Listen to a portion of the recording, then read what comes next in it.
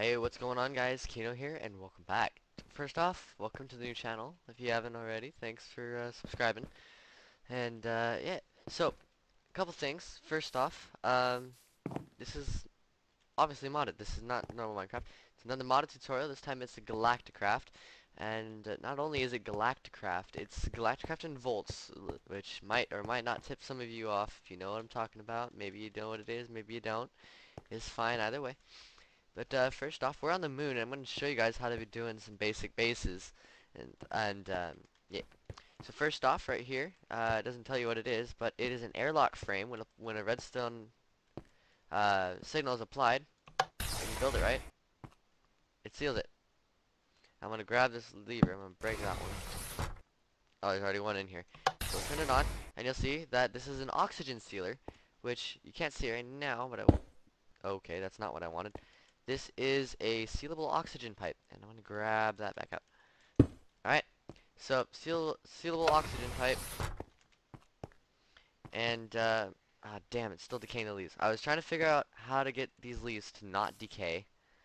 I even tried putting some logs down, because I can't figure out how to plant trees here yet. So you'll need to keep this in check, but here we have some oxygen collectors, and for the sake of the tutorial, I'm using infinite power. You could use solar panels. I don't know if you can use wind up here, because we're on the moon. There's not wind on the moon. But oxygen collectors that run through an oxygen pipe into the sealable oxygen pipe, back over here, into this. And this is an airlock, so this obviously, as it says, locks the air. You'll notice if I turn myself into survival here, I'm not dying until I take this off. Right? And it says, warning, oxygen setup is invalid, and slowly I die.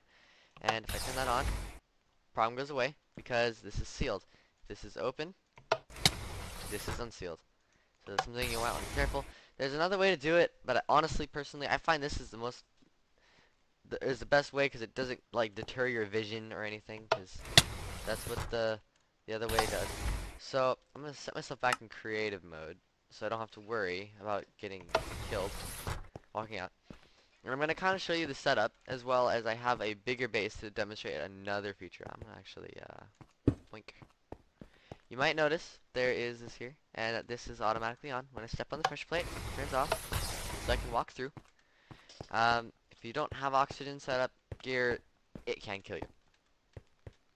So, that being said, I'm gonna get started here. I'm gonna delete all these items, because I'm gonna do this inside. Alright, so we're gonna need leaves, we're gonna need collectors. This is the secondary way, so I'll show this first right now. First off, we'll place these oxygen collectors. I'll need the cabling as well. I'm gonna do this in creative mode just because it's not sealed. I will die. Um, yeah. So, I'll set these down, and I'll show you with the oxygen bubble distributor if I can place it right. There we go. It does always need to be on that side. I don't have Optifine to zoom in. Dang it. Thought I did. And so what we'll do is we will stick these infinite batteries. These are only available in creative mode. You cannot craft them, as if I remember correctly. So now it should not say we don't have enough power. We will do this. We will place some leaves, and it will start collecting out.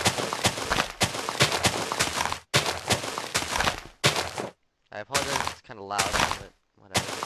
You guys can probably still hear me over it. It's just leaves. And now you'll see that it still says not enough power, so what we'll do is we'll set in an infinite battery, and it starts collecting, and you see how it's putting out a bubble. It's a bubble generator. If I set myself to survival while I'm inside the bubble, you'll see I'm not dying. As soon as I step outside this bubble, which you can see the outside, oxygen setup is invalid. Now, for that reason, I dislike that, because it only has a certain reach distance. And so, what I've decided I like better is, rather than using one of these, I'll use what we call, if I can grab it, an oxygen sealer. Now this, I need to place it correctly, is what I was using over there. And I will put in a battery. I will enable the seal. And currently it is unsealed. Now, the reason for this is quite simply because this is a big space. So the more space you have, the more you're going to need to seal. So what I will do is I will grab some more, actually infinite batteries. Infinite. I can spell. We'll grab 3 more. And I will place you, you, and you. And this is just for demonstration purposes. So you don't need to do this later.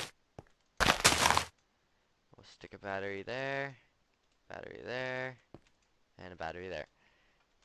We're going to take these oxygen pipes. We're going to grab the oxygen sealer. Nope, this way. Stick a battery in here, and it will seal. And it will say unsealed.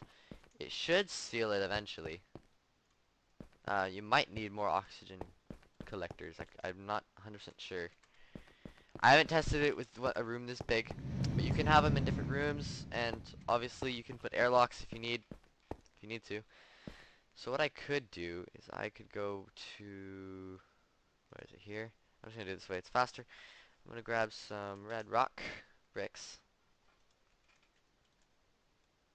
Um, this is just for demonstration purposes now. You could seal it off.